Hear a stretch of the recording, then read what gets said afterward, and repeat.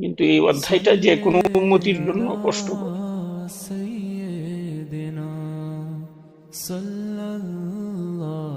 আর আল্লাহ সুবহানাহু ওয়া তাআলা রাসূলুল্লাহ সাল্লাল্লাহু আলাইহি সাল্লামকে এমন মাকবুল এবং প্রিয় বানিয়েছেন, নির্বিশেষে সকল মুসলমান আমলের দিক থেকে যত ত্রুটি হোক, সকল মুসলমান নির্বিশেষে নবীজি আলাইহিস সালাতু ওয়াস সালামের প্রতি দুর্বল,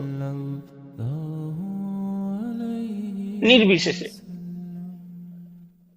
আমলের অবস্থা যাই থাকুক, কিন্তু প্রিয় প্রিয় নবীজি সাল্লাল্লাহু আলাইহি সাল্লামের প্রতি